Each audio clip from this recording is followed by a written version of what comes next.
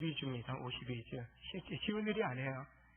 우리보다 1시간 일찍 나오고 또 중간에 또 열심히 또 모여서 늘 준비하고 많이 수고해 주었는데 우리 성가대원들 수고했습니다. 내년에도 기대합니다. 박수 한번 할까요? 우리 좌우로 한번 보시면서 한 해 동안 우리 가정에서 또 직장에서 또 공동체 안에서 귀하게 또 당신이 있어서 내가 행복했고 또 우리가 행복했습니다. 그런 마음으로 우리 한번 서로를 향해서 수고했습니다. 잘했습니다. 한번 감사 칭찬의 박수 한번 하겠습니다. 네. 오늘은 우리가 한 인물을 제가 소개하면서 말씀을 시작하고자 합니다. 사진을 한번 이렇게 볼까요? 누군지 아셔요? 좀 보신 분들. 누군데? 예? 네, 봤어요. 이름은 모르는데, 예. 닉 부이치치라고 하는 삶의 희망 전도사로 전 세계를 돌아다니면서 강연하는 그런 사람입니다. 그가 1982년도에 태어나서 호주 멜버른에서 태어났는데요. 그가 팔다리 없이 태어났습니다. 사진을 한번 넘겨주세요. 예, 지금 성인의 모습인데 여러분 보실 때 작은 발 부분에 왼쪽 발이에요. 그는 농담 삼아 웃으면서 강연할 때 닭발이다, 발가락이다 이렇게 이제 자기의 신체를 가지고 농담을 하기도 하는데 아주 조그만 왼쪽 발만 있는 선천성 장애인 해표지증이라고 하는 그런 병명을 가지고 태어날 때 모습이 저런 모습입니다. 근데 그가 자라오면서 또 성인이 돼서도 낚시도 하고요, 골프도 하고요, 수영도 좋아합니다. 수영하는 모습이 있어요. 수영하는 모습. 네, 수영하는 모습. 수영도 해요. 야, 어떻게 뜨지? 나 팔다리 사지가 멀쩡해도 그냥 꼬르륵 하는데 그가 이제 전 세계 다니면서 강연하는 모습이 있어요. 청소년들에게 내 몸이 이러하지만은 소망을 주는 그런 강연을 다니고 있다라고 이야기합니다. 그가 태어났을 때 간호사들이 이 아이를 받아내면서 다 울었다고 합니다. 아버지 또한 신음 소리를 내고 그의 어머니는 그를 나에게 데려오지 마라. 그 아들, 내가 출산했지만 그 아들 보는데 4개월이 걸렸다. 나중에 아마 성장했을 때 부모님으로부터 그가 들었던 이야기를 합니다. 그런 아내를 보면서 아버지는 아내에게 닉은 결코 하나님의 실수로 태어난 게 아니다. 그렇게 이야기를 했다고 합니다. 그런 내가 살아있는 것만으로 희망이다. 그렇게 고백을 합니다. 내 마음속에 팔과 다리가 있다. 그렇게 외치면서 팔다리 없지만 나는 행복하다. 그렇게 이야기합니다. 강연 현장에서 팔다리가 없어서 불행한 게 아니라 신체적인 장애가 있어서 불행한 것이 아니라 마음의 상처를 안고 사는 사람이 더 불행하다라고 고백을 합니다. 나는 행복합니다. 나는 내 삶을 즐기고 있습니다. 나는 행복합니다. 라고 그가 고백을 합니다. 사지, 불만족, 내겐 오히려 축복입니다. 라고 고백을 합니다. 2012년도에 그가 결혼을 했습니다. 그리고요, 2013년도에 아들도 낳았어요. 그 옆에 보면 또 아내가 배가 불룩 이제 둘째를 임신한 모습이 있습니다. 이처럼 그가 전 세계를 다니면서 희망을 주는 메시지를 전하고요. 그리고 그 벌어들인 강연 또 서적을 통한 수익금들을 신체 부자유자들을 위한 사지 없는 인생 재단을 설립해서 지금도 운영 중에 있고요. 닉스 미니스트리, 그가 실제로 이것이 하나님께서 내게 주신 소명이다, 사명이다 라고 여기면서 미니스트리, 하나의 선교 사역처럼 그가 지금 사역을 하고 있습니다. 우리가 잘 아는 삼중장애인 헬렌 켈러 장님입니다. 벙어리예요, 기머거리예요. 그런 여인이 학위를 받고요. 세계 최초로 삼중장애인이 그런 대학 학위를 받기란 어려운데 학위를 받고 자신과 같이 고통당하는 사람들을 위해서 복제사역을 위해서 희생했던 것을 보게 됩니다. 그냥 이야기합니다. 장애가 불편하지만 그렇다고 행복하지 않은 것은 아니다 라고 이야기합니다. 태양을 바라보고 살아라. 너의 그림자를 못 보리라.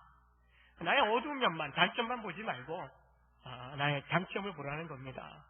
남의 단점만 보지 말고 장점을 보라고 이야기합니다. 참 고난 가운데, 고통 가운데 있었던 사람들이 오히려 우리 삶의 중요한 메시지들을 많이 전해줄 때가 있는 것을 보게 됩니다. 한 가정의 위기입니다. 그리고 본인에게도 큰 고통의 순간입니다. 평생대로 안고 가야 되는 그런 모습입니다. 그런데 그런 위기가 저로의 인생의 전환점이 되는 기회가 되었음을 고백합니다. 많은 사람들이 위기에 직면하면 무너집니다. 그러나 오늘 야곱을 찾아오신 하나님을 통해서 우리는 믿는 우리 성도들도 우리를 찾아오시는 하나님을 통해서 우리는 하나님을 경험하게 되고 또 다시 그 위기와 인생의 문제 앞에서 일어나게 되는 것을 보게 됩니다. 절망 중에 하나님의 선하신 뜻을 바라는 믿음의 고백을 우리 사랑하는 성도들이 할 수 있기를 원합니다. 하늘을 돌아보면 어렵고 힘든 때도 많이 있었고 여전히 다만 뭔가 내 앞을 가리고 있는 그런 염려들이, 문제들이 있지 않습니까?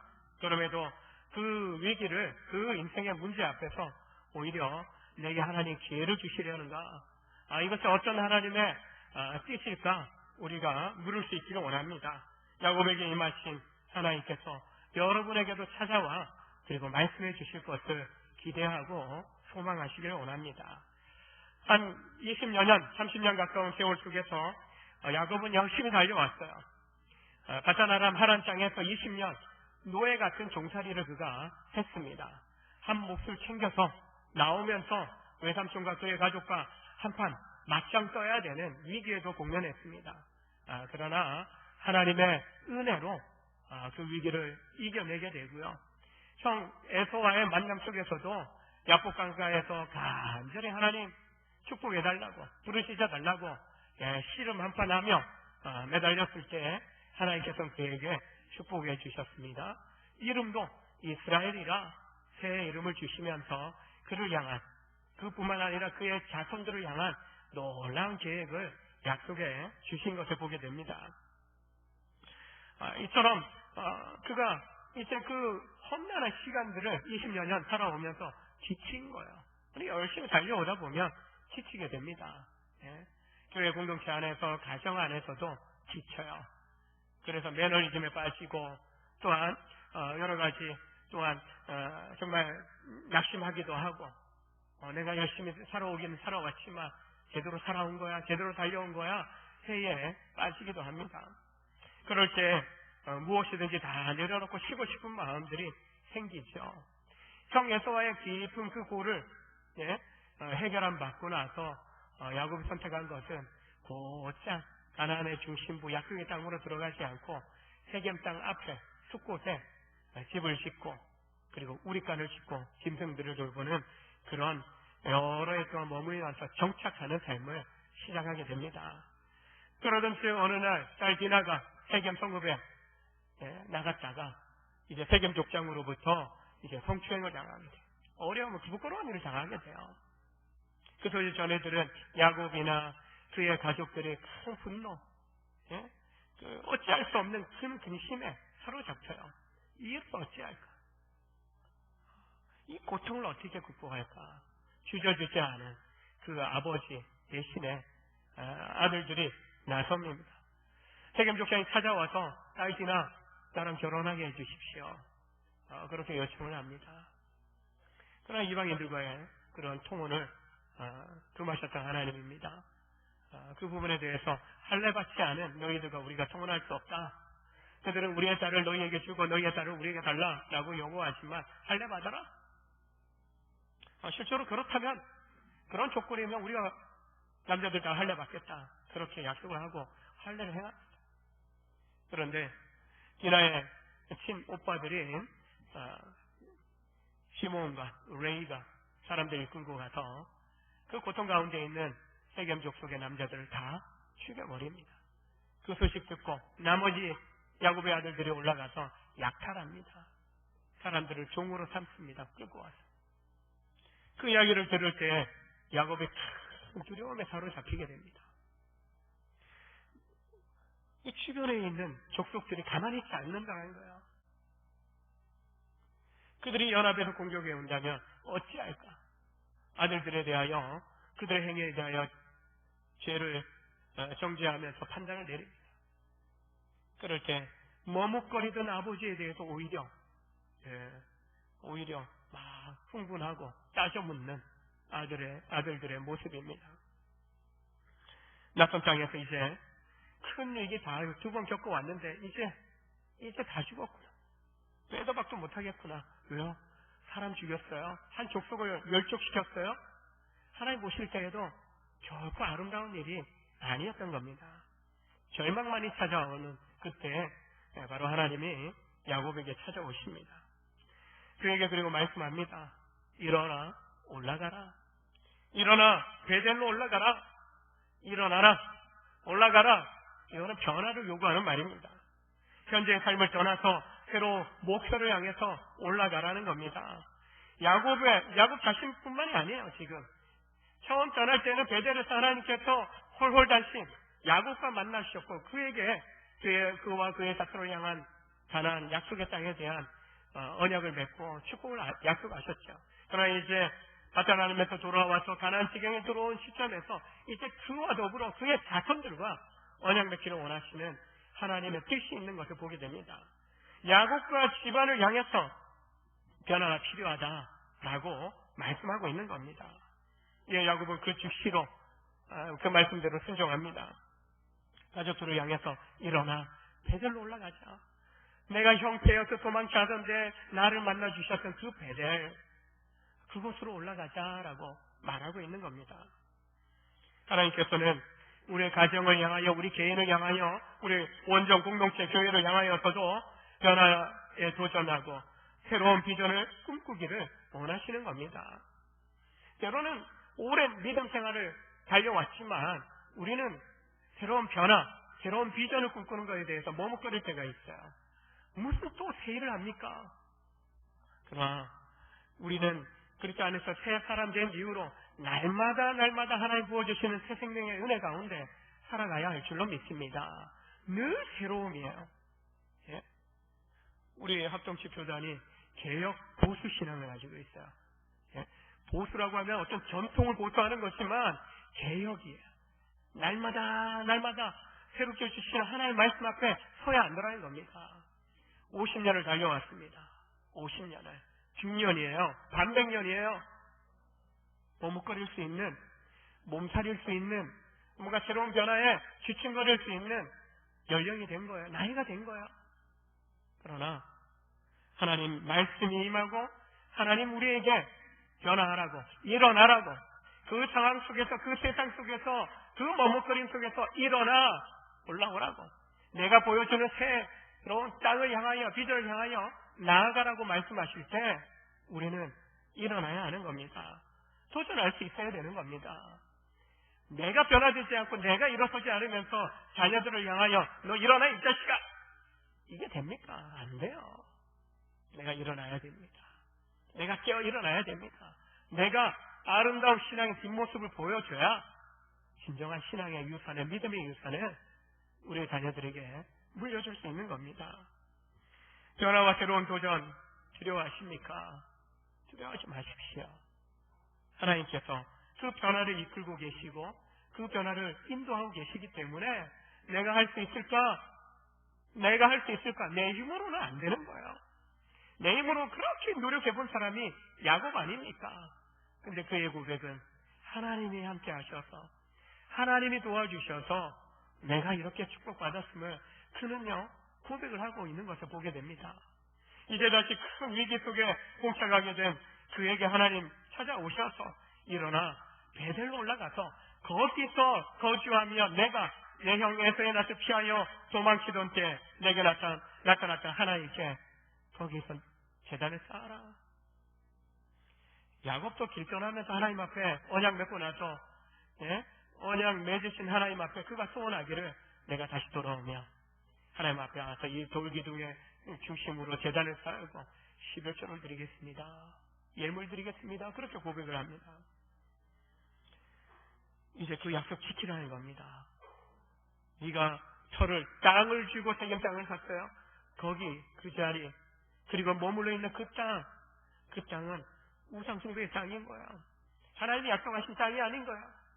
일어나서 너도 소원했던 그 땅으로 올라가라. 하나님은 그것을 요구하고 있는 겁니다. 일어나라. 히브리어 일어나라는 거예요. 예? 단호하게 지금의 현실을 박차고 일어나라는 그런 하나님의 명령인 것입니다.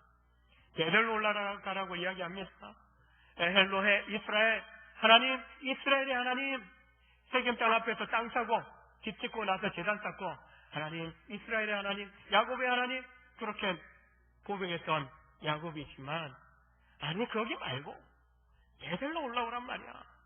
내가 원하고 내가 안주하고 싶은 곳이 아니라 하나님이 원하시는, 하나님이 바라보시는, 하나님이 주시는 그 비전을 바라보고 그것을 향해서 나오라고 말씀하는 것입니다.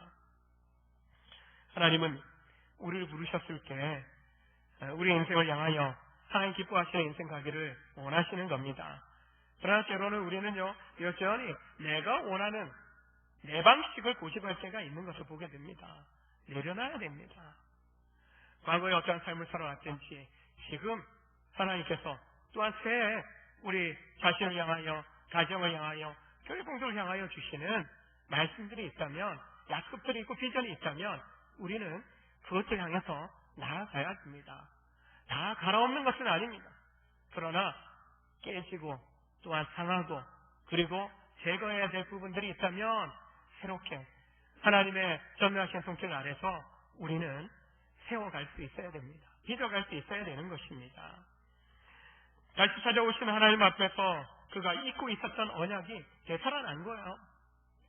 뭔가 우리가 말씀을 묵상하고 기도하고 예배하는 삶을 살았을 때 말씀이 임하면 제대로 반응할 수 있는 거예요.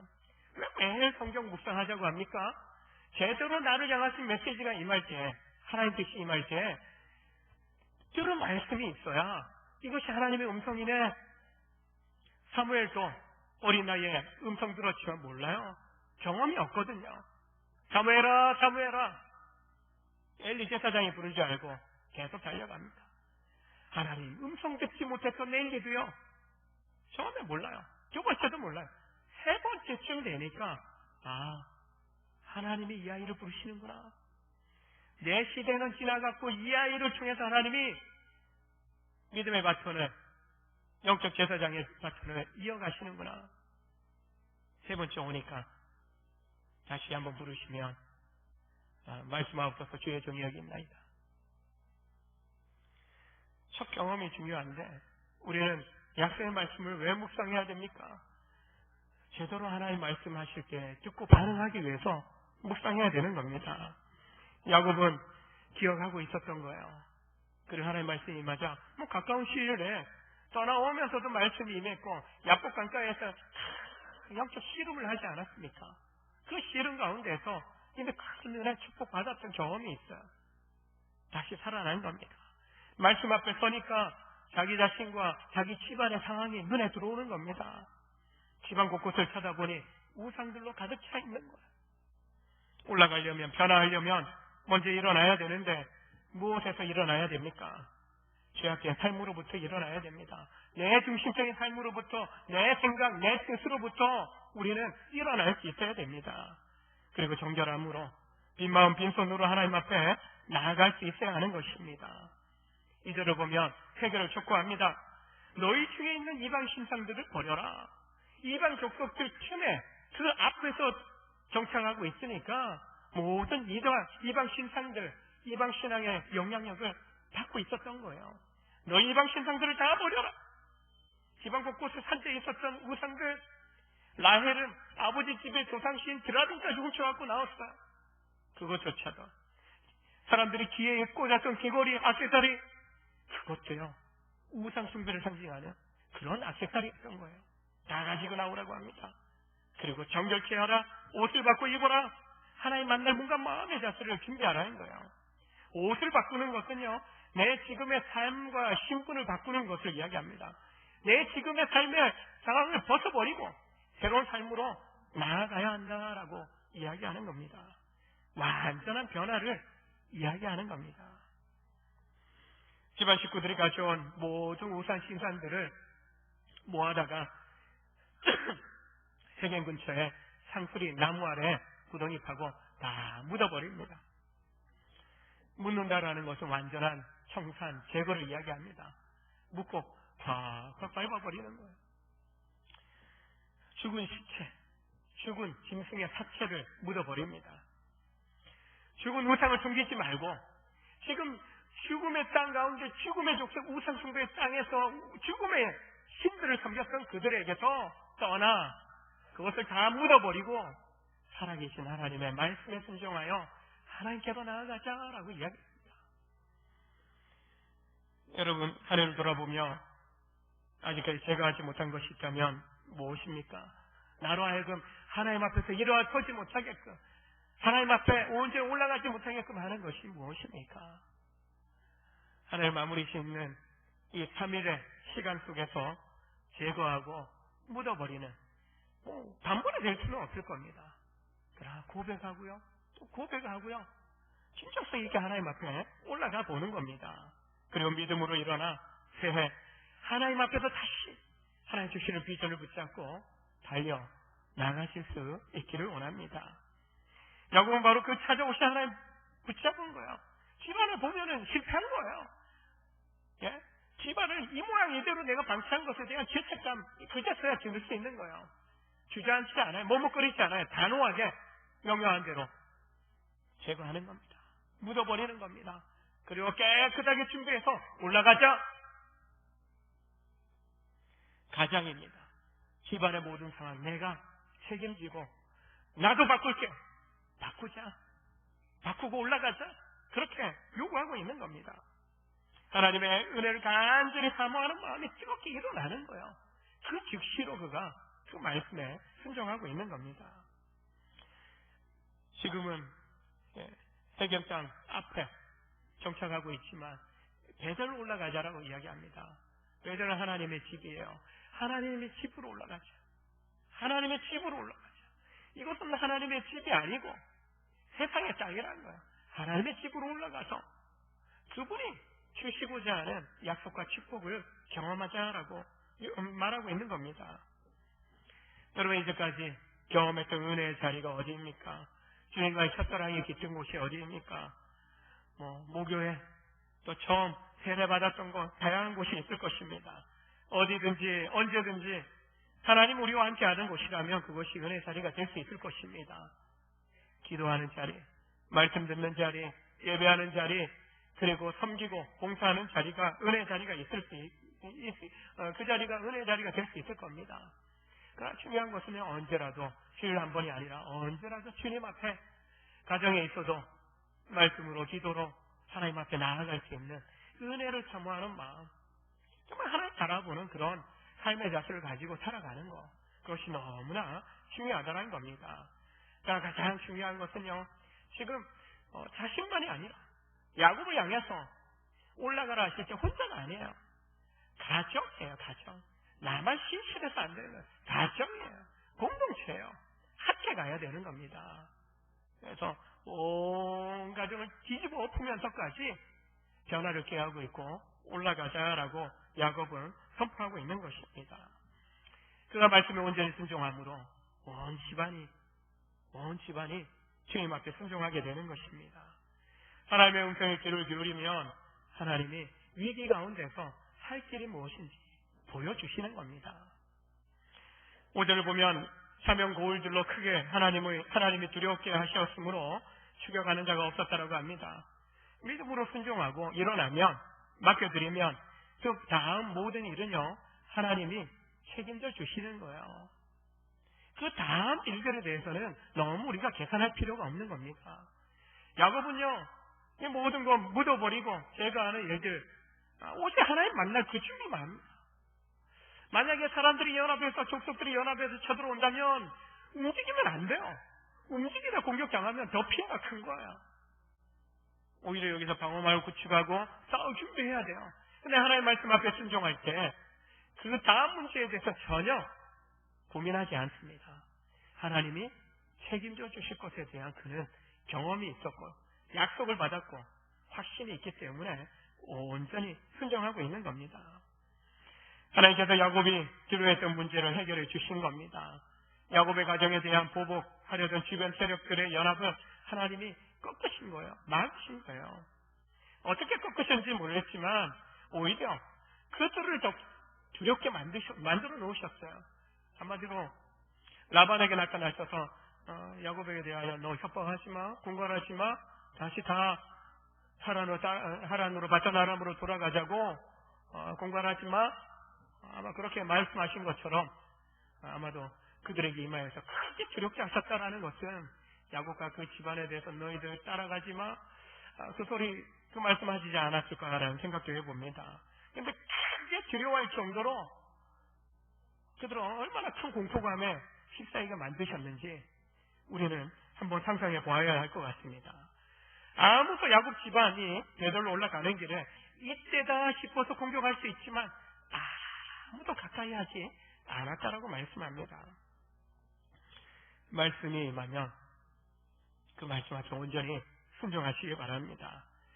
불평과 원망하는 사람들은 순종하지 못합니다. 그래서 믿음의 눈으로 하나님의 일하심을 경험하지 못하는 겁니다. 믿음 갖기 바랍니다. 믿음은 인생의 모든 것을 하나님께 맡기고 의지하는 것입니다. 여러분의 걱정, 근심, 두려움을 내려놓는 것이 믿음입니다. 야곱이 살기 위해서 선택한 길은 하나님 명령하신 대로 일어나 올라가라 하신 대로 그 말씀 따라 그냥 믿고 순종하는 것에서 시작되어집니다.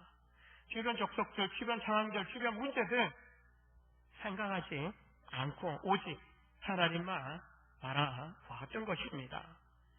때로는 앞으로 가도 뒤로 가도 하나님을 볼 수 없고 왼쪽에서 일하시나 오른쪽에서 또 뵐 수 있을까? 오른쪽 왼쪽 본다 할지라도 아무래도 뵐 수 없는 그런 하나님, 이렇게 그렇게 고백합니다. 그러나 그가 또한 하나님 앞에 고백합니다. 내가 가는 길을 그가 아시나니, 내 눈에 지금 보이지 않고 내가 느껴지지 않는다 할지라도 내가 가는 길을 그가 아시나니, 나를 발견하신 이 고통, 지방 풍지박살 나고 육체적인 고통 가운데 있는 욥은요, 이 발견의 시간들을 통하여 이 고통의 시간을 통과할 때 나를 순금같이 정금같이 나오게 해주실 거다라는 고백을 합니다. 세상 그 누구보다도 여러분과 저 우리를 잘 아시는 하나님이십니다. 그 하나님만을 믿고 의지하실 수 있기를 원합니다. 그러면 반드시 하나님께서 인도하시고 지켜주시는 은혜를 경험하게 될 줄로 믿습니다. 오래 지나봐도 그런 거 없던데요. 우리 자신을 좀 뒤돌아보고요. 야곱이 말씀 앞에 순종했던 것대로 한번 순종의 결단을 한번 해보시기 바랍니다. 그러면서 하나님의 책임져 주시는, 간섭하시고 섭리하시는 그 은혜를 경험해 보실 수 있기를 원합니다. 니꾸이치치 아버지는 목사님이셨습니다. 니꾸이치치가 태어났을 때 온 교회가 슬픔에 잠겼습니다. 목사님이고 사모님인 그 부모님의 마음에 의심이 일기도 했습니다. 아버지는 이 아이가 이런 장애를 안고 태어났으니까 얼마 살지 못할 거라 생각했어요. 근데 의사 선생님은요, 팔과 다리만 없지 모든 신체가 건강하다는 거예요. 장기도 아무런 문제가 없다는 거예요. 이런 아들이, 신체적 장애를 갖고 있는 아들이 이 풍파많은 세상을 어떻게 살아갈까? 어떤 인생을 살아갈 수 있을까? 걱정만 부모는 했습니다. 하나님께 원망도 했어요. 그러나 점차적으로 하나님이 부모님의 마음을 만져주셨고 하나님의 섭리를 온전히 믿고 조금씩 평강을 찾아가며 이 어린 장애를 안고 있는 아이를 믿음으로 키워가게 됩니다. 성장하면서 학교도 갑니다. 신체적인 장애 때문에 거절당하고 무시당하고 또한 놀림도 받게 됩니다. 그럴 때마다 부모님을 통해서 주변의 믿음의 식구들의 도움을 통해서 그 힘듦을 이겨냈다라고 고백합니다. 특히 하나님은 좋은 믿음의 친구들을 자신에게 허락하셨다라고 고백을 합니다. 그들의 도움을 통해서 학교생활 또한 건강한 믿음의 생각들을 그가 가질 수 있었다라고 고백을 합니다. 왕따 당하고 자존심 구겨지고 고독으로 나 혼자밖에 왜 나는 저들과 다를까? 정서적인 외로움 속에 몸부림쳤던 그런 경험들, 오늘 하나님께서 그에게 찾아오셔서 그것을 다른 사람들과 나눔으로 그런 고통 가운데 좌절 가운데 있는 사람들을 좀 도와줘라라는 그런 강한 도전을 하나님께서 그에게 주신 겁니다. 그는 그것을 그의 인생의 목적으로 분명하게 깨닫게 되고 지금까지 하나님께서 그를 그렇게 들어 쓰고 계십니다. 그는 15살 되던 해 요한복음 9장 3절의 말씀을 읽으면서 자신의 생애를 온전히 예수 그리스도께 헌신하게 됩니다. 나면서부터 속용된 사람에 대해서 제자들이 주님, 저 사람 저렇게 태어난 거 누구 죄 때문입니까? 부모 탓입니까? 아니면 저 사람 자신의 죄 때문입니까? 예수님께 묻게 됩니다. 그때 주님이 니꾸이치치가 묵상하면서 소명을 받았던 그 말씀을 해주십니다. 이 사람이나 그 부모가 죄를 범한 것이 아니라 그에게서 하나님의 하시는 일을 나타내고자 하십니다. 부모 탓 아니야? 그 사람 탓도 아니야? 그를 통해서 하나님이 하실 일을 나타내고자 그로 하여금 니꾸이치치로 하여금 타지엄 신체적인 장애를 안고 태어나게 하셨다.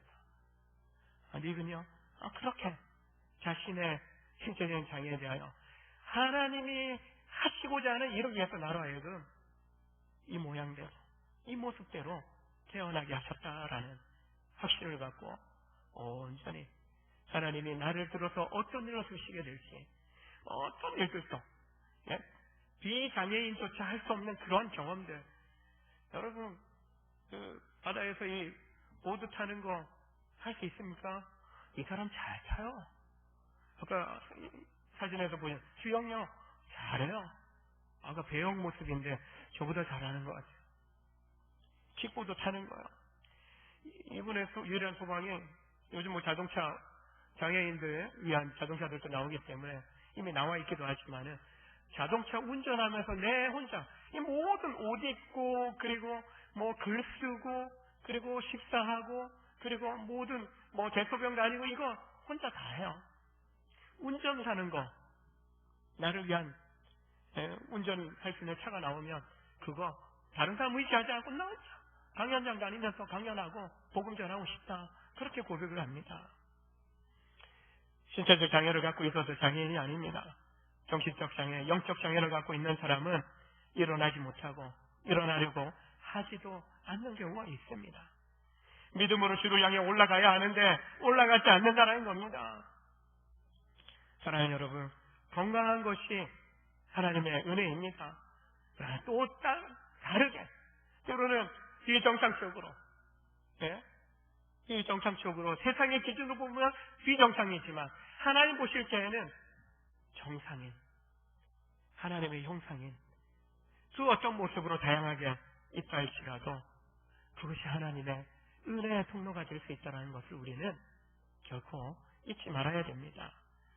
건강한 몸과 마음으로 믿음을 이렇게 세우고 일어나 올라가라는 그 말씀 앞에 우리가 순종할 수 있기를 원합니다. 그리고 여러분 곁에 위기와 문제 앞에 주저하는 가족이나 이웃이나 믿음의 지체들이 있다면 일어나 함께 올라가자고, 함께 하나님 앞에 나아가서 은혜를 구하자고 완전히 촉구하고 세워가는 그런 삶을 우리가 살아가야 할 줄로 믿습니다. 기억해야 될 것은요, 일어나 올라가려면 좀 버리고 묻어버리는 그런 것에서 시작할 수 있다는 겁니다. 내 생각, 내 뜻, 내 관점, 내가 원하는 것을 내려놓고 빈손과 빈 마음을 가지고 우리는 하나님 앞에 나아가야 하는 것입니다. 올해 지금까지 일어나지 못하고 올라가지 못했다 하더라도 지금 일어나시기 바랍니다.